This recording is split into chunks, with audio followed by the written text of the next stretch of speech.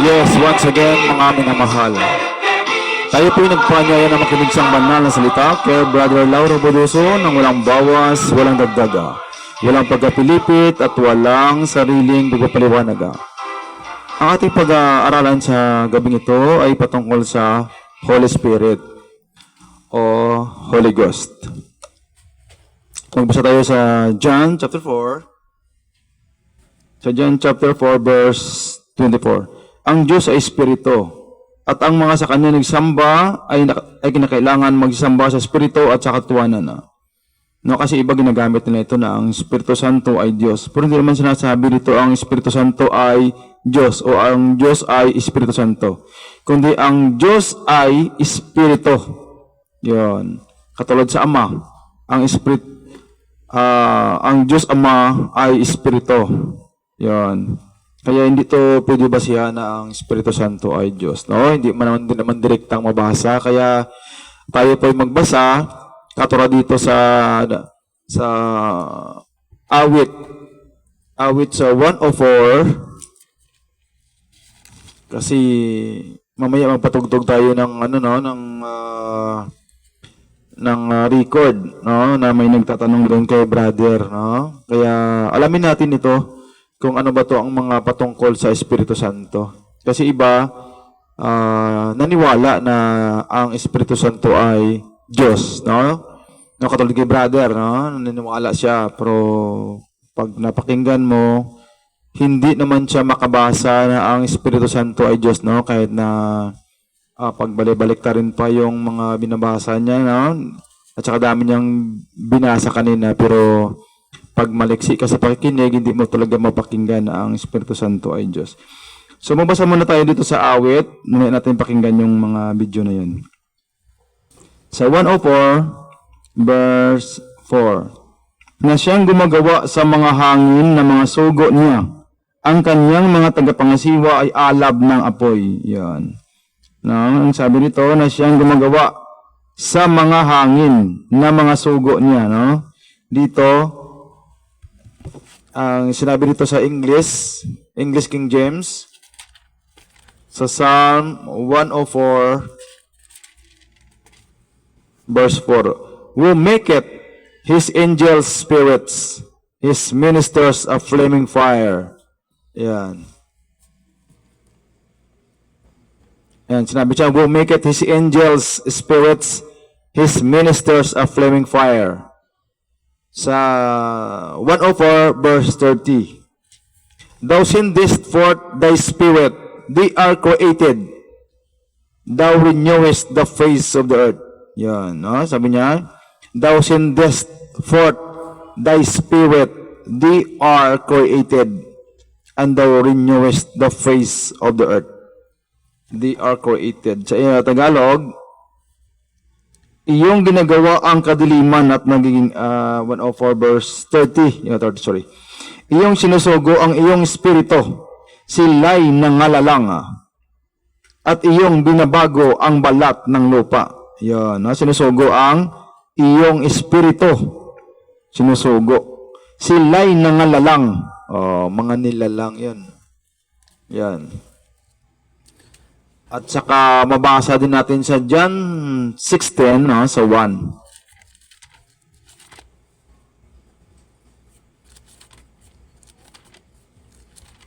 So 1:16,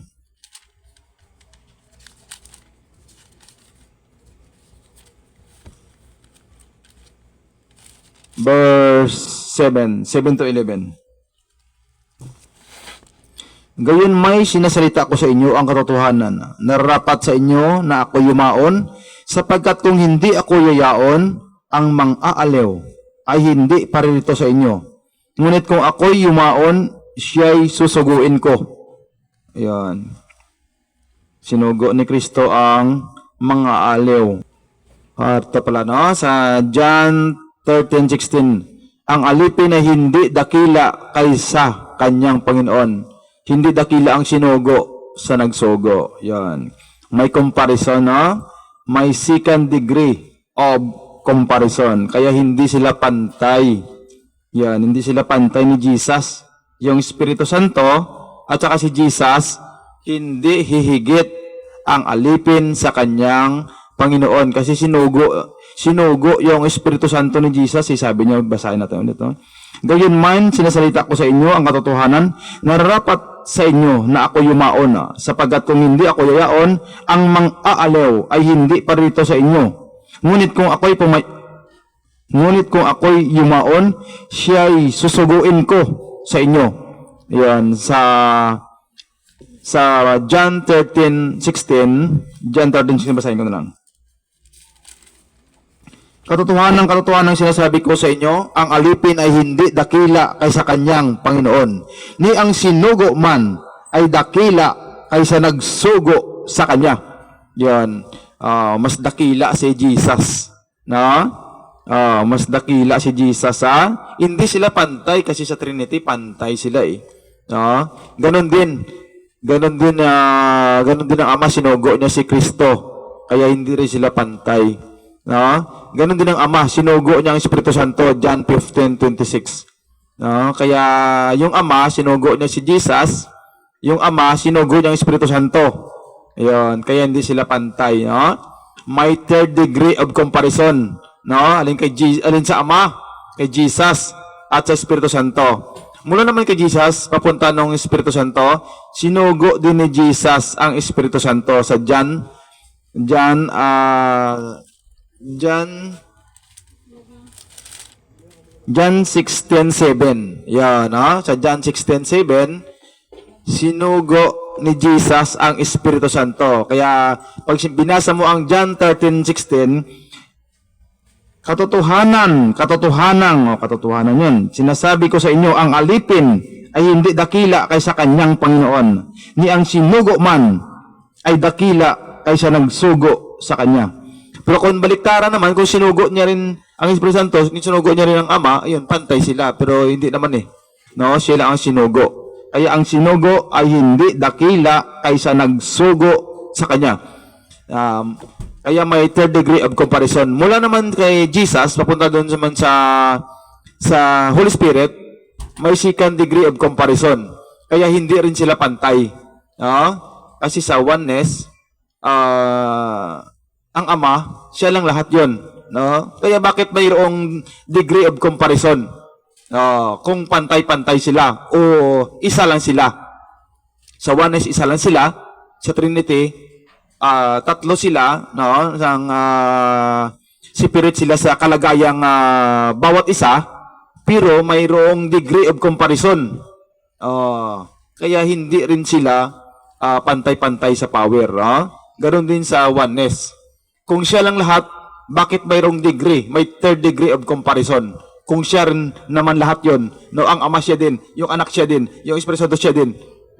Kung bakit mayroong degree of comparison, na ang Ama ay sinugo niya si Kristo, ang Ama sinugo niya yung Espiritu Santo. Kaya hindi yun magkalapat doon sa inaagapay mo. Pagkaagapay mo sa bawat isang talata, hindi po pwede yun, Kasi dapat wala ng degree of comparison. Kung siya pa rin lahat yun, bakit mayroon pa? Kasi mayroon talaga yun sa oneness, mayroon talaga yung may Ama talaga, may Anak, at may Espiritu Santo. Yun. Kaya hindi disempower din, katulad sa Trinity. Pero mamaya natin babasahin yan. Dito muna tayo sa John 16:7. Sa John 16:7, kasi yung topic naman talaga natin dito, balik tayo doon sa topic na ang Espiritu Santo ay Diyos para sa kanila, babasahin natin ng magbasa at kung mabasa din natin na ang Espiritu Santo ay Diyos, kung mayroon tayong mabasa. Gawin may sinasalita ko sa inyo ang katotohanan, nararapat sa inyo na ako'y yumaon, sapagkat kung hindi ako yayaon, ang mang-aaliw, yung Espiritu Santo, mamaya mabasa natin yan, ang mang-aaliw ay hindi parito sa inyo, ngunit kung ako yumaon, siya'y susuguin ko sa inyo. Yan, hindi dakila ang sinugo sa nagsugo sa kanya. Yan. 8.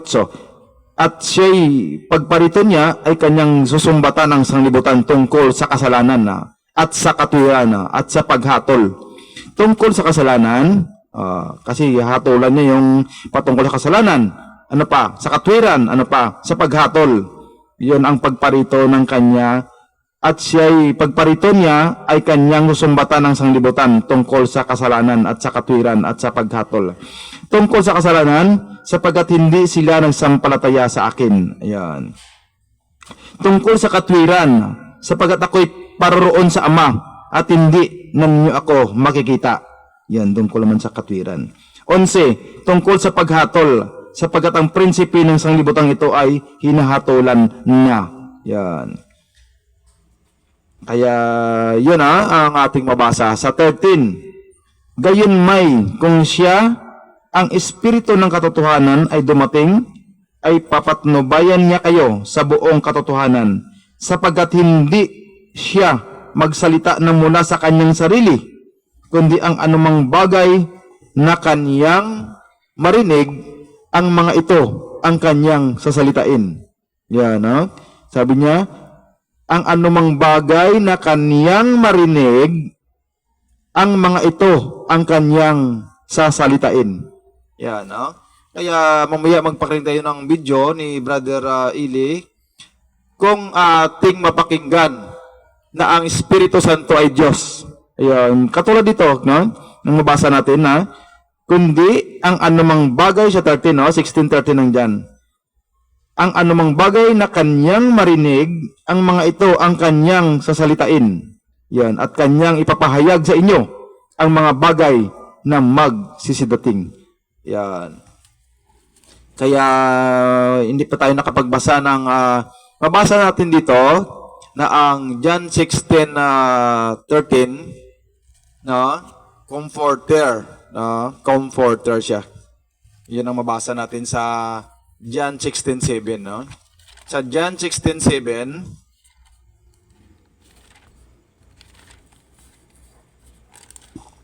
John 16:7. Kung ano ang ating mabasa dun sa Biblia, yun lang ang ating paniwalaan. Sabi rito sa John 16:7, nevertheless, I tell you the truth. The truth. It is expedient for you that I go away. For if I go not away, the Comforter will not come unto you.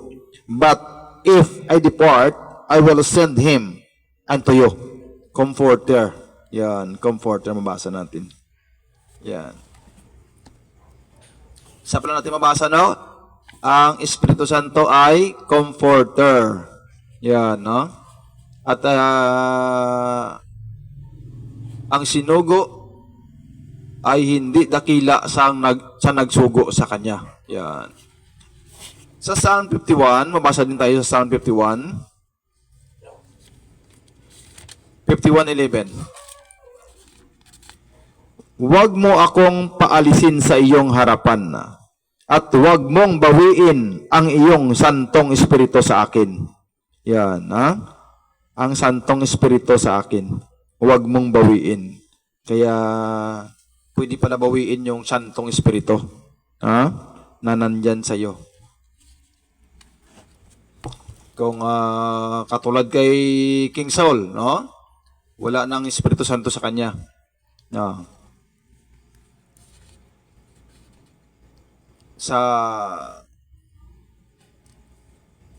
Mabasa tayo sa John 14:26. John 14:26.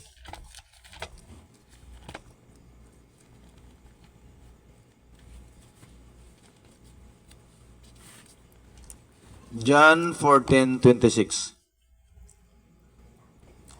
Datapot ang mga aliw sa makatuwid bagay ang Espiritu Santo. Ito na. No, ito ang Comforter. Yung binasa natin. Sapagkat ang mga aliw, ang Comforter, sa makatuwid bagay ang Espiritu Santo, na susuguin ng Ama. Yun, nagsugo. Ang Ama naman ang nagsugo sa Espiritu Santo. Kaya ang hindi dakila ang sinugo sa nagsugo. Yun, kaya hindi sila pantay. No? Sa aking pangalan, no, ulitin ko, datapot ang mga aliw sa makatuwid bagay ang Espiritu Santo, yung Comforter, no, ang Espiritu Santo, na susuguin ng Ama sa aking pangalan. Siya ang magtuturo sa inyo, o teacher siya, yan, ng lahat ng mga bagay, at magpaalaala ng lahat ng sa inyo'y aking sinabi. Yan, no? Siya ang magpaalala sa lahat ng sinabi ni Kristo. Comforter, teacher. No, yun pala ang mabasa natin patungkol sa Espiritu Santo. Bring you all things to your remembrance. Para ma-remembrance natin ang mga lahat ng sinabi ni Kristo. Yan. Kaya yun pala ang mabasa natin, no? Comforter, teacher, kaya para mayroon din na wag mong bawiin ang take not thy Holy Spirit. Yan. Ano pa? Sa John 15 pa rin, no? John 15:26. Sa John 15:26 na naman. Datapot pagparito ng mang-aaliw na aking susuguin sa inyo mula sa Ama, sa makatwid bagay ang Espiritu ng katotohanan. Yan. Na nagbubuhat sa Ama ay siyang magpapatotoo sa akin. Yan, ha? Siya ang mag-testify patungkol kay Kristo. Yan. Ulitin ko, datapat pagparito ng mang-aaliw na aking susuguin sa inyo mula sa Ama, sa makatwid bagay ang Espiritu ng katotohanan. Yan. Na nagbubuhat sa Ama ay siyang magpapatotoo sa akin. Paano? Paano siya magpapatotoo? Ang Espiritu Santo. Yan. Sa Efeso 1:13. Paano magpatotoo? Sa Efeso 1:13.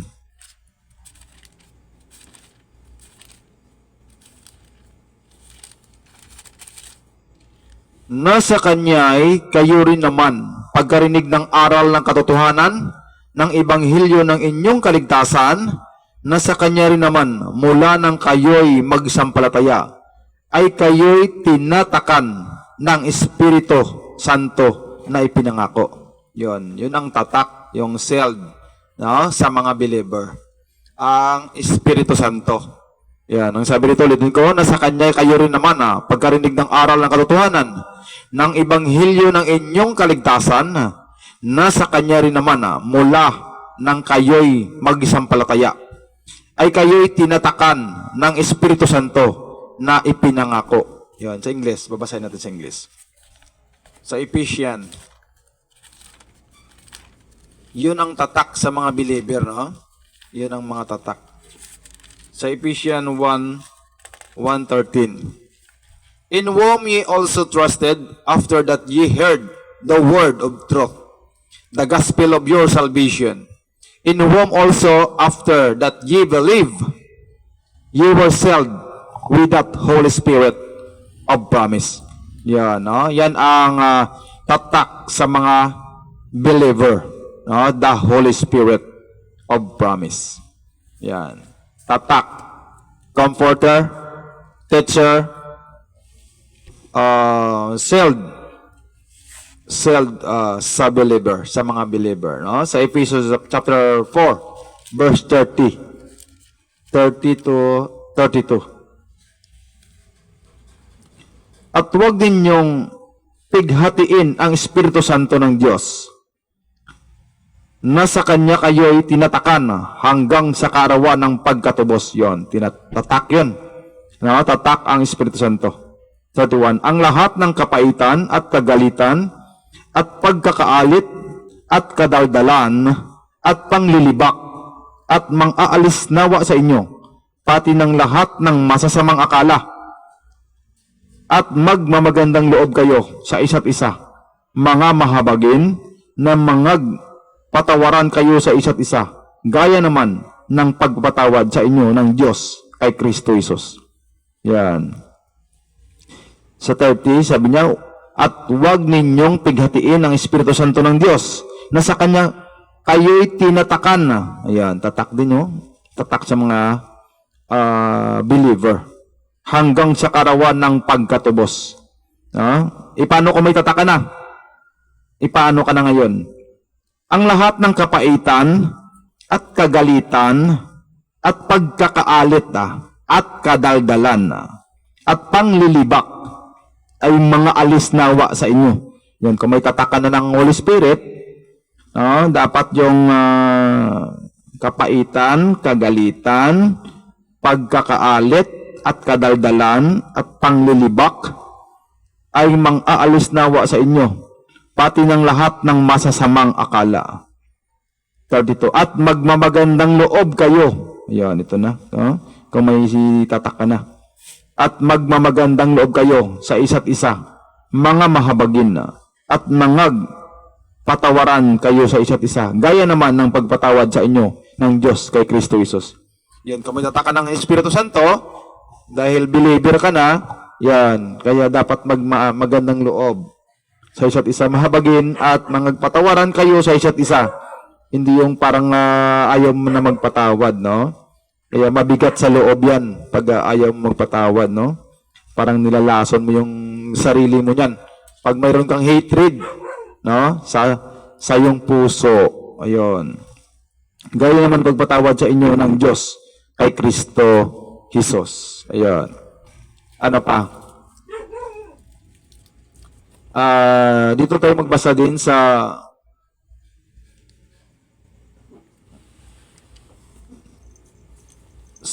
Matthew chapter 1 verse 18. Ayun. Hello. Matthew chapter 1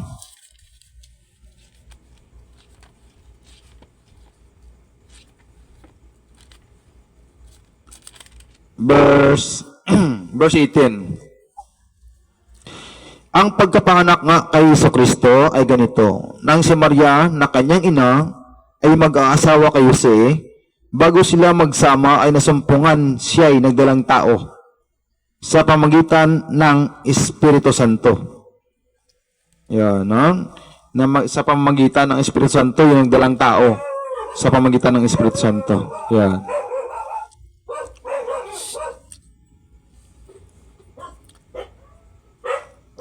Ulitin natin, no? Ang pagkapanganak nga kay Kristo Jesus, kay Jesucristo ay ganito. Nang si Maria na kanyang ina ay mag-aasawa kay Jose, bago sila magsama, ay nasumpungang siya ay nagdalang tao sa pamagitan ng Espiritu Santo.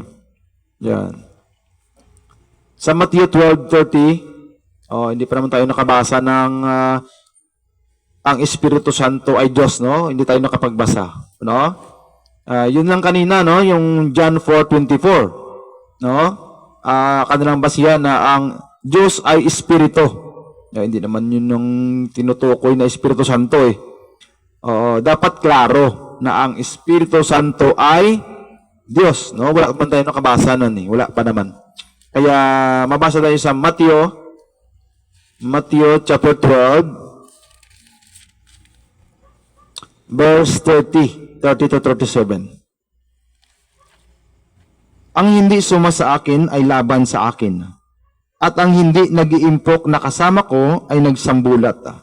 Kaya't sinasabi ko sa inyo, ang bawat kasalanan at kapusungan ay patatawad sa mga tao, datapwat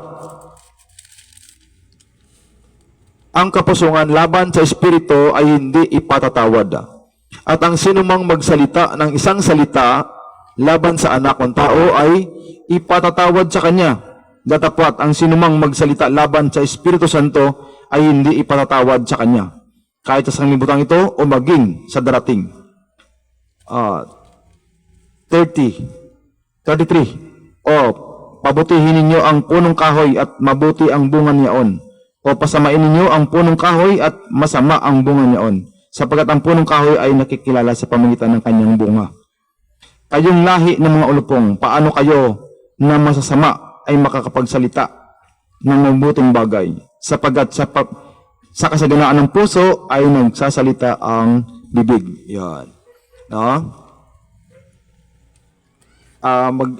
Magsambulat, no? Yung kanina sinabi natin dito, no? Yung binasa natin, no? Basahin natin sa English. Sa Matthew chapter 12,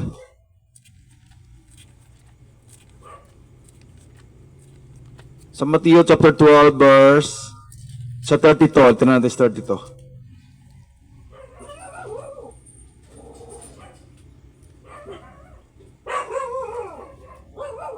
And whosoever speaketh a word against the Son of Man, it shall be forgiven forgiven him.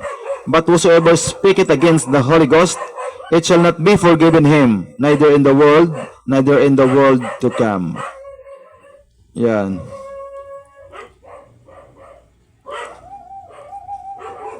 So yun, kasi ito pala sa 13, no?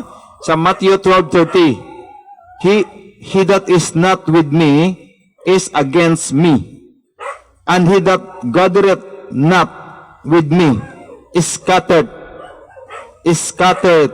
abroad. Yan. Yung iba kasi scatter, no? No? At saka sabi niya, hindi ako nagsusugal. Yan, no? Hindi ako nagsusugal, pusta ka pa. Yan. Kaya yung iba naman, no? Taya ng taya sa luto. Hindi daw siya nagsusugal, tumataya sa luto. No? Mabuti pang tamaan ka ng biskidlat mas madali pa. Kaysa tamaan ka ng isang bisis ng luto. Yan. Kaya hindi yun, no? Kaya ang sabi rito, ang sinabi sa 30, he that is not with me is against me, and he that gathereth not with me is scattered abroad. Iba naman scatter nga yun, no? Cellphone.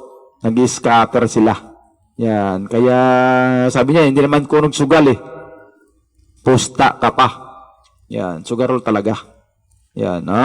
Kaya kung hindi ka talaga he that is not with me is against me, and he that gathereth not with me is scattered abroad. Yan. Masambulat ka talaga. Hindi ka, mahiwalay ka talaga kay Jesus. Yan. Kasi hindi naman natin mabasa na ang Espiritu Santo ay Diyos. No? Si Brother Eli nga, na kaya yung dating daan na naniwala siya, pero pag napakinggan mo yung kanyang tape, yung kanyang video, hindi ka naman makabasa doon, ano? Kaya kung layon manira, hindi ako naninira, kundi yung may nagtatanong doon, no? Kasi sabi pa nga niya doon ang sabi pa nga niya doon, no? Na yung iba daw, pangahas, no? Maraming pangahas at sa kukuti lamang nagbabatay at hindi nagbabatay sa Biblia. Yun, masakit pa niyang magsalita, no? Pero siya hindi makapagbasa. Ayun, masakit lang magsalita. Pero hindi naman ako nasaktan diyan no? Kasi hinihintay ko yung mga binatayan niya sa Biblia, no? Pero wala kang marinig na ang Espiritu Santo ay Diyos, no? Pinipilipit niya. Pinapalabas niya na Espiritu Santo ay Diyos, pero walang ganun, no? Walang ganyan sa Biblia, no? Nasa kukote niya. Yung sinabi niya rin ba, no? Maraming pangahas. Nasa kukote lamang nagbabatay at hindi nagbabatay sa Biblia. Yan, pangahas yung sinabi niya. Yun ang lumalabas sa kanyang puso. Yun, no? Pero magbati 22, 23. Okay, sorry. At nang masabi niya ito, sila'y hiningahan niya. At sa kanila'y sinabi, tanggapin ninyo ang Espiritu Santo. Yan, no? 23, sino mang inyong patawarin ng mga kasalanan, ay ipinatatawad sa kanila. Sino mang hindi ninyo patawarin ng mga kasalanan, ay hindi pinatatawad. Yan, hiningahan sila, no? Hiningahan sila ng Jesus para tanggapin ang Espiritu Santo. Ayun, no? Yeah, receive the Holy Ghost. Yan, sa Mark.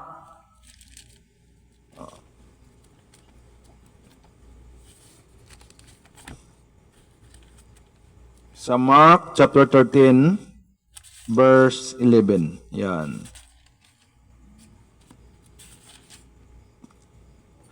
At pagka kayo'y dinala sa harap ng mga kapulungan at kayo'y ibigay, ay huwag kayong mga balisa kung ano ang inyong sasabihin na. Datapwat ang ipagkaloob sa inyo sa oras na yaon ay siya ninyong sabihin na. Sapagat hindi kayo ang magsasalita kundi ang Espiritu Santo. Yan. Na? Kaya siya ang tumutulong kung ano ang inyong sasabihin. No? Helper, Seld, Comforter, Teacher. Yan. At siya magtitestify na siya ang Seld sa mga believer. Yun ang mabasa natin No? Hindi naman pwedeng basihan mo doon na ang Diyos ay Espiritu, tapos sabi mo, oh, Espiritu Santo yan. No? Ang Diyos ay Espiritu. No? Sa John 4:24, una nating binasa. Kaya hindi naman ganun eh. Oh. Kaya pwede natin mapakinggan. No? Yun ang mabasa natin patungkol sa Espiritu Santo. No? Oh. Kaya wala tayong mabasa na ang Espiritu Santo ay Diyos. Oh, wala tayong mabasa gano'n, no? Wala tayong mapakinggan kay brother. No? Pinipilipit niya lang, no? Yun ang sabi niya kanina, no? Na ang sabi niya doon sa kanyang pahayag na yung punto ko, yun, sinabi niya yan, yung para pala sa kanya. Para lang sa akin, no, sa kanyang kokote na yung mga sinasabi niya, no, na ang posporo, palito, lalagyan, bahay, kiskisan, posporo pa rin yun, bayabas, ugat, puno, dahon, bunga, bayabas pa rin yun. Mga ganyan ba, no? Pero kung ikaw manggaganyan, yari ka sa kanya, nung buhay pa siya. Kaya,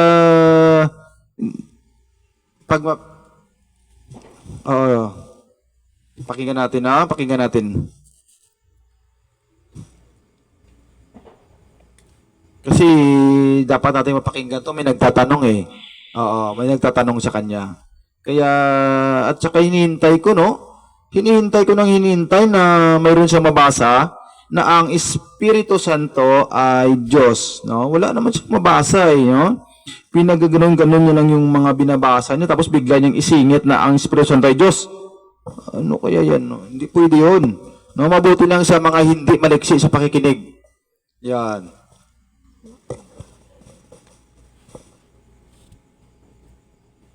Rin po, Brother Eli at Brother Daniel. May tanong po ako. Kasi po, ngayon po ay napag-aralan natin, ganda nga. No. Sige po, tuloy po, kapatid. Kasi po napag-aralan natin yung tungkol sa pagka-Diyos ni Kristo. Yung deity of Christ na napag-aralan natin. Yung tanong ko lang naman po yung kalagayan ng banal na espiritu. Kasi ang ibang sekta po ay sinasabi nila na ang Espiritu Santo ay comforter lang. Ang iba naman ay active force lang. Ano ba talaga ang tinuturo ng Biblia na ang Holy Spirit ay... Ano ba talaga tinuturo ng Biblia tungkol sa Holy Spirit? Ito ba ay Diyos na dapat sambahin? At ang pangalawang tanong ko rin po ay tungkol sa Doctrine of Trinity. Kasi marami pong... Kapatid na Miguel, huwag mo na ituloy yung pangalawa, please. Mahaba yung tanong na yan, tinanong mo eh. Sa susunod na lang uli, dahil marami kasing... Alam ko, mauunawaan mo ako, kapatid na Manuel. Lang muna yung tungkol sa Espiritu Santo. Alam mo po, kapatid, ganito.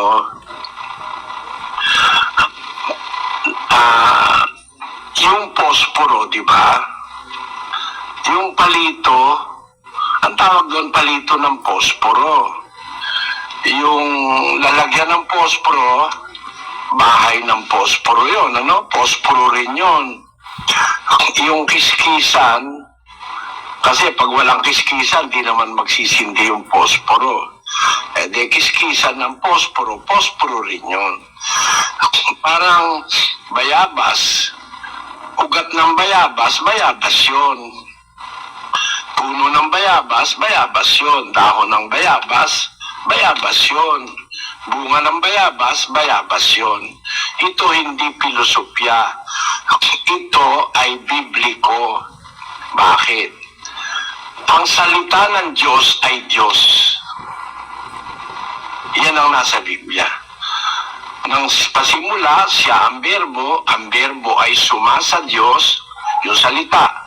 Ang berbo ay Diyos. Alam mo, ang Espiritu Santo, kapatid, bahagi ng isang malaking kapangyarihan.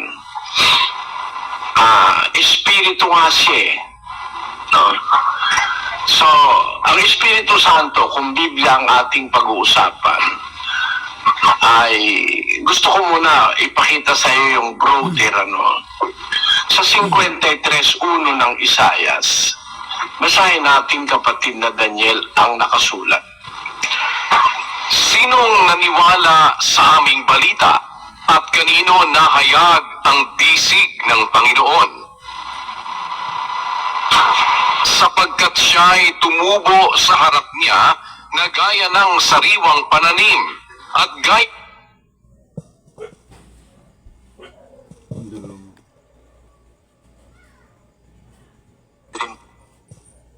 Din po, yan ng ugat sa tuyong lupa, walang anyo o kagandahan man, at pagka ating minamasdan siya, ay walang kagandahan na mananais tayo sa kanya. Siya'y hinamak at itinakwil ng mga tao, isang taong sa kapanglawan at bihasa sa karamdaman, at gaya ng isa na pinagkuglihan ng kanilang mukha ng mga tao, na siya'y hinamak at hindi natin hinalagahan siya. Tunay na kanyang dinala ang ating mga karamdaman at dinala ang ating mga kapanglawan. Gayon may ating pinalagay siya na hinampas, sinaktan ng Diyos at dinalamhati. Ngunit siya'y nasugatan dahil sa ating mga pagsalangsang. Siya'y nabugbog dahil sa ating mga kasamaan. Ang parusa ng tungkol sa ating kapayapaan ay nasa Kanya, at sa pamamagitan ng Kanyang mga latay ay nagsigaling tayo. Yang salita na yan, mula 1 hanggang 5, ang tinutukoy niyan si Kristo. Siguro, alam mo na naman yan dahil nagbabasa ka ng Biblia. Pero gusto ko ipakita sa iyo, kapatid, sa 53:1, sinong naniwala sa aming balita? Ang balita ng mga apostol, kasi yan hula, magaganap yan sa panahon ng mga apostol. Sinong naniwala sa aming mga balita? Kanino nahayag ang bis? Hello, kinat ko muna sandali, no? Kasi ang nagtanong doon, sinabi niya na kaya nga nag-alilangan sa pagtanong, no? At saka sinabi niya na napag-aralan na ang mga patungkol kay ang deity ni Jesus. Bakit pa niya binabasa ang patungkol sa deity ni Jesus? No? Kasi sinabi naman ng tatanong ang gusto niya lang marinig, ang patungkol sa Espiritu Santo. Kung ito ba ay Diyos. No? Bakit pa binabasa pa to ang patungkol kay Jesus na sa Isaiah 53 na nung ipinako siya sa cross, no, wala nang kagandahang sa kanya na makikita. Kasi nagsabi na doon ang na patungkol lang sa Espiritu Santo yung tanong, no? At saka yung ang birbo ay Diyos, no? Hindi na dapat direkta sa doon sa Holy Spirit. Oo. Kaya nga pinutol ko dahil bakit pa ang haba-haba pa, no, na ang pinapatunayan niya pa na si Kristo ay Diyos. Hindi na dapat doon na sa tanong. Kasi nalilito yung tao pag ganyan, no? Kasi, at saka nililito niya siguro dahil hindi naman siya makabasa na ang Espiritu Santo ay Diyos. Kaya, watch out kayo dyan, no? Hindi niya mabasa nga naman talaga na ang Espiritu Santo ay Diyos. Kaya ang pinapatunayan niya na si Kristo ay Diyos. Pero yung nagtatanong, sinabi niya na napag-aralan na ang patungkol sa deity ni Kristo.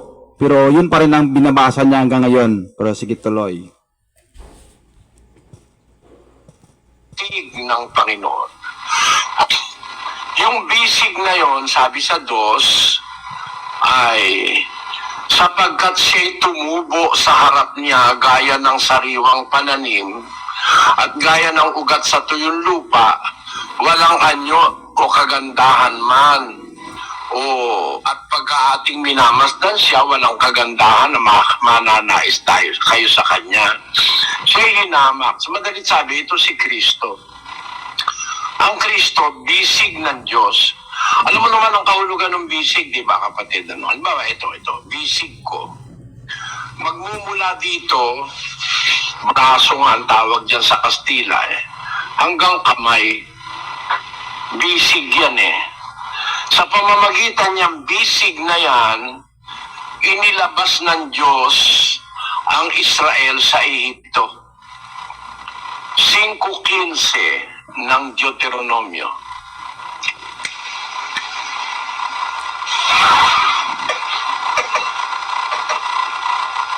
At iyong aalalahanin na ikaw ay naging alipin sa lupain ng Ehipto, at ikaw ay inilabas ng Panginoon mong Diyos doon sa pamamagitan ng isang makapangyarihang kamay at unat na bisig. Kung napansin mo, kapatid na Miguel, ang naglabas sa Ehipto sa mga Israelita, isang unat na bisig at makapangyarihang kamay. Magkaduktong kasi yung bisig at kamay Hindi naman makakafunction yung bisig kung wala yung kamay. Ngayon, maliwanag sa'yo yan, I hope maliwanag sa'yo. Basahin ngayon natin ang Lucas.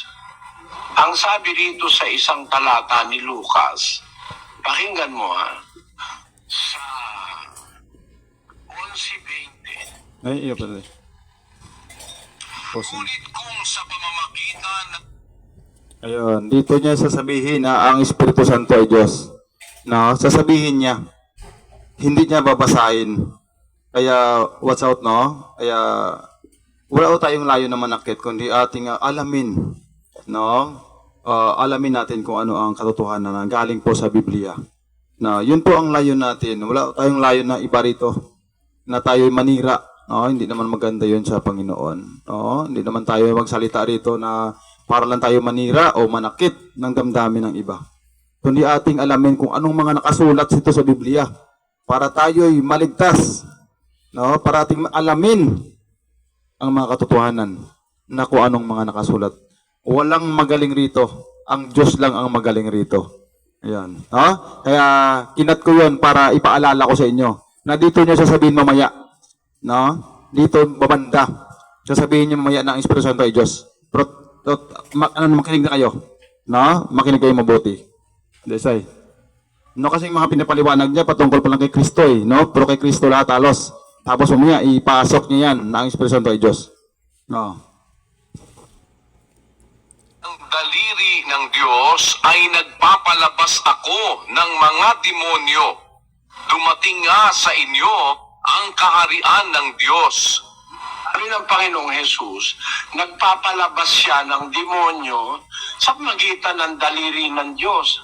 Bahagi ng ng bisig, kasama pa pala, pati daliri. Yung daliri ng Diyos nagtatrabaho. Sabi ni Kristo, sa pamamagitan ng daliri ng Diyos, nagpapalabas ako sa inyo ng mga demonyo. Alin ba yung daliri na ginagamit ni Kristo para magpalabas ng demonyo? Basahin natin ang Mateo 12:29.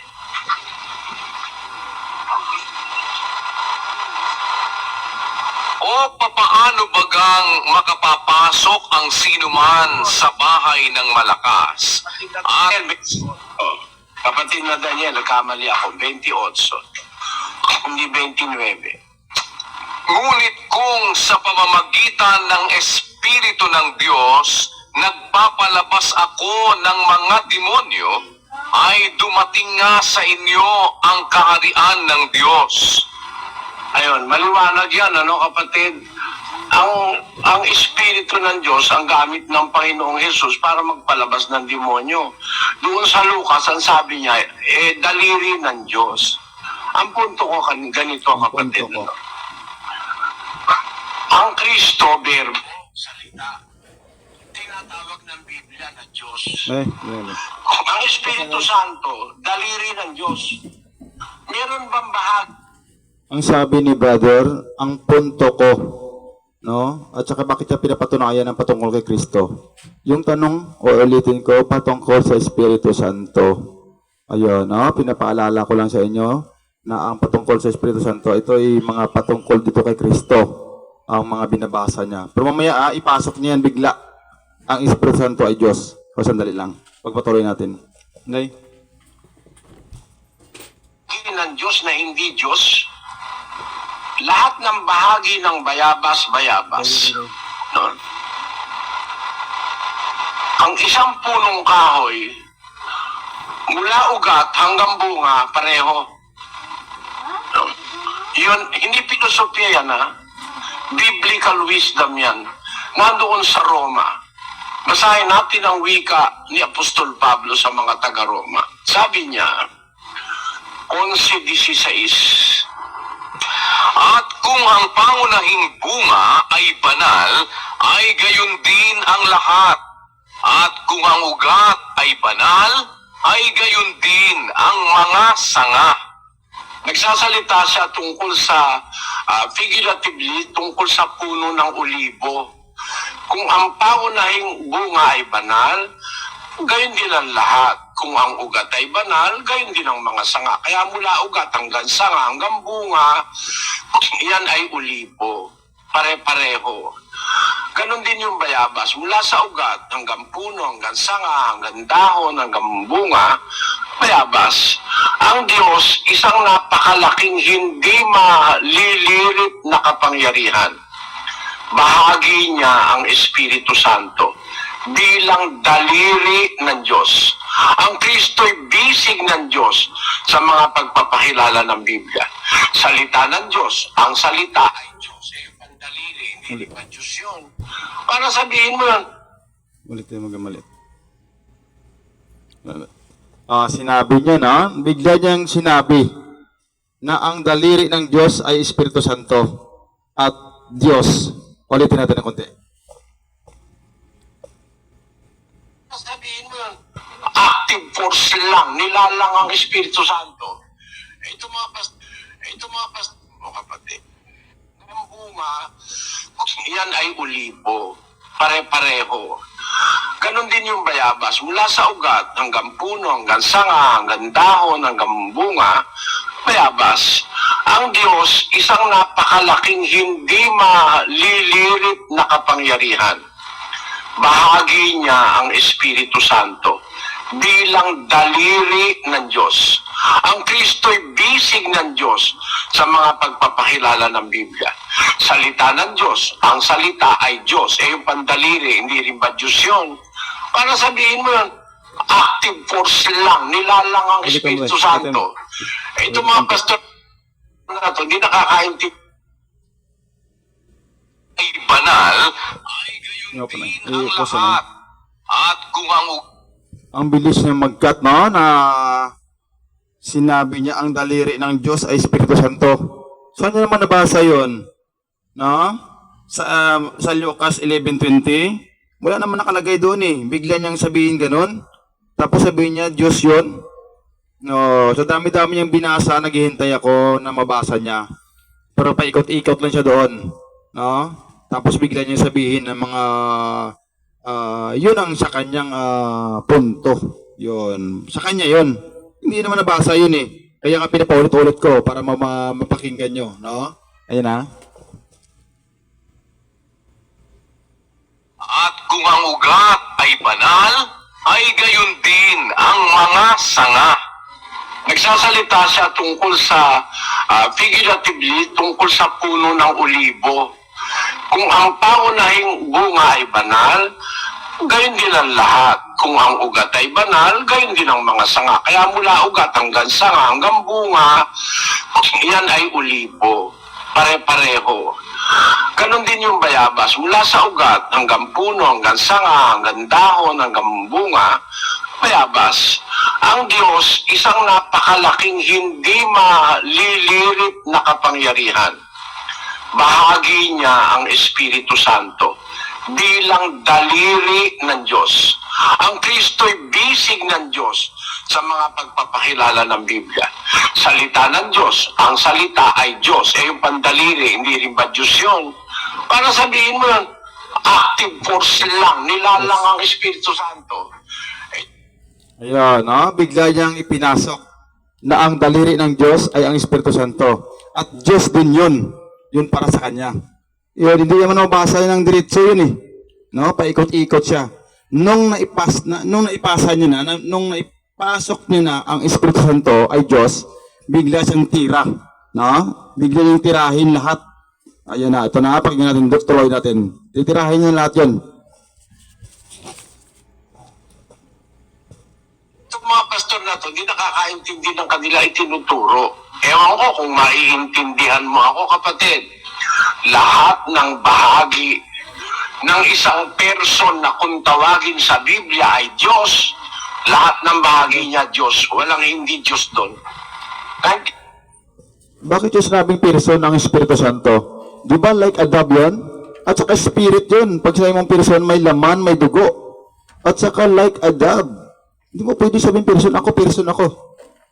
May laman at dugo. Hindi mo pwede sabihin ng Holy Spirit ay person. Ano ba naman yun, ha? Di ba? Yeah, amen? Yeah, tuloy natin. intindihan mo ako, kapatid na Mike Miguel? Opo.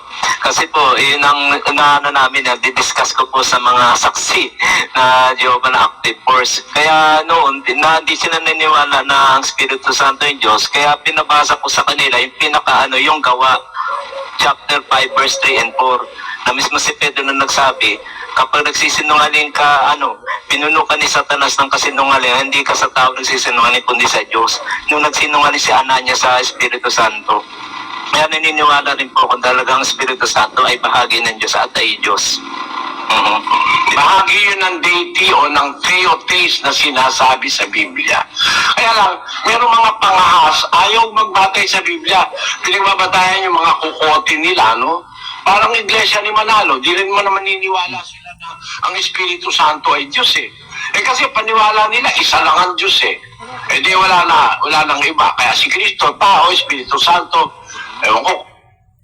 Bakit yung pinasok yung sa Iglesia ni Cristo, no? Bakit ba sa yung mga pangahas, no? Sa kukuti lamang nagbabatay at hindi nagbabatay sa Biblia. Itinuruan pa siya doon ng nagtatanong, no? Yung itinuro ng nagtatanong doon sa Box of Acts, no? Kasi ito, ipatuloy na natin at saka basahin natin yung Box of Acts ang ibinasi ng nagtatanong, no? Tinuruan pa siya no? Ito mamaya. Basahin natin yung sinabi ng nagtatanong na ang Espiritu Santo ay Diyos, no? Kasi wala na doon tinira niyo na, no? Ang sabi niya, maraming pangahas at sa kukuti lamang nagbabatay at hindi na sa Biblia, no? Basahin natin yung binatay ng nagturo sa kanya, no? Ang nagtatanong pa ang nagturo kay brother na sa Book of Acts. Tingnan natin doon kung tama yung titinuro sa kanya. Chapter 5, verse 3 and 4. Datapot sinabi ni Pedro, Ananias, bakit pinuspos ni Satanas ang iyong puso upang magsinungaling sa Espiritu Santo? Yan, magsinungaling sa Espiritu Santo. At upang maglingid ng isang bahagi ng halaga ng lupa. Yan kasi binintay. Basahin ko sa 1. Bilis-bilis ako ng konti. Datapot isang lalaki na tinatawag na Ananias na kasama ng kanyang asawang si Sapphira ay nagbili ng isang pag-aari. At inilingid pa nila ang isang bahagi ng halaga. Nalalaman din ito ng kanyang asawa. Dinala ang isang bahagi at inilagay sa mga paanan ng mga apostol. Datapot sinabi ni Pedro, Ananias, bakit pinuspos si Satanas ang iyong puso upang magsinungaling sa Espiritu Santo? Yan. Upang magsinungaling sa Espiritu Santo at upang maglingid ng isang bahagi ng halaga ng lupa. Wala naman nakalagay dito ang magsinungaling sa Espiritu Santo na Diyos. Wala naman nakaganon Yan, no? Sa 4, dito, dinugtong niya. Nang yaoy na natili pa, hindi bagay yaoy na natiling iyong sarili. Yan, yung ibininta, no? Ni Ananias at ni Sapphira, ang ibininta niya, sandali na, na ipinagbinta niya yung, itong binagbinta niya, inilingid ang isang bahagi ng halaga na nalaman dito ng kanyang asawa at dinala, kasi may ibininta sila no? Sabi dito sa 4, nang yaoy na natili pa, hindi bagay yaoy na natili iyong sarili, no? Ibininta man o hindi, sa iyo pa rin yan.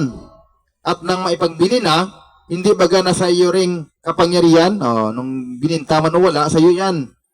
Ano iniisip mo pa ang mga bagay na ito sa iyong puso? Hindi ka nagsinungaling sa mga tao, kundi sa Diyos. Yan. Sa 3, sabi rito, ididugtong niya yun, no, na ang Espiritu Santo ay Diyos. Yan. Sa 4, ang 3, Espiritu Santo. Ang verse 4, Diyos. Hindi naman pwede ganun. Hindi direktang mabasa yon, no? Sabi rito sa 3, datapwat sinabi ni Pedro, Ananias, bakit pinuspos ni Satanas ang iyong puso upang magsinungaling sa Espiritu Santo at upang maglingid ng isang bahagi ng halaga ng lupa? 4, nang yaoy na natili pa, hindi baga yaoy natiling iyong sarili? At nang maipagbili na, hindi baga nasa iyo ring kapangyarihan? Ano't iniisip mo pa ang bagay na ito sa iyong puso? Hindi ka nagsinungaling sa mga tao, kundi sa Diyos. Yan. Hindi ka nagsinungaling upang magsinungaling sa Espiritu Santo. Hindi ka nagsinungaling sa tao, sa Diyos, kundi sa Diyos. Hindi mo naman pwedeng tugtongin yan eh. Sa verse 3, Espiritu Santo. Sa verse 4, Diyos. Kaya sabihin mo, Espiritu Santo, verse 3, Espiritu Santo, verse 4, Diyos, Espiritu Santo ay Diyos. Ano ba naman? Magulo yun. Dapat direktang mabasa, klaro. Yung iba nga, hindi maniwala, kahit direkta na si Jesus Christ is God, hindi ka maniwala. Ito pa kaya ang layo-layo. Magulo yun, no? Kaya, ang daming binasa ni brother ng mga verses. Pero patungkol kay Kristo, halos yun. Hindi patungkol sa Espiritu Santo. Malabong ganun, no? Malabo. Hindi pwede ganun. Kaya, ang mabasa natin sa Holy Spirit is our comforter. Yun. Ano pa? Serve sa believer. Ano pa? Teacher. Yun. Helper. Hindi yung ang Espiritu Santo ay Diyos, no? Wala kang mabasang gayon. No? Kaya ang dami-dami niyang pinagbatayan, walang ganon. Walang ganon sa Biblia, no? Puro paikot-ikot lang, no? Pinipilipit siya. Tapos titirahin niya yung mga naniwala na ang Holy Spirit ay Diyos, no? Ang hindi naniniwala, titirahin pa niya ng mga pangahas sa mga kukuti, hindi nagbabatay sa Biblia. Yan, no? Thank you, Lord. No, klaro na hindi siya makapagbasa na ang Espiritu Santo ay Diyos. Yon, klaro yon na hindi siya makapagbasa. Kaya salamat sa Panginoon.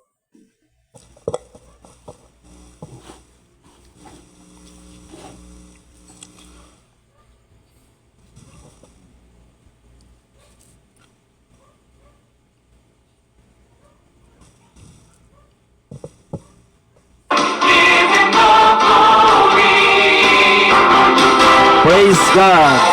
Better Church of Jesus Christ, Tuloy ng Savior, nagsasabi God bless everyone. God bless Philippines.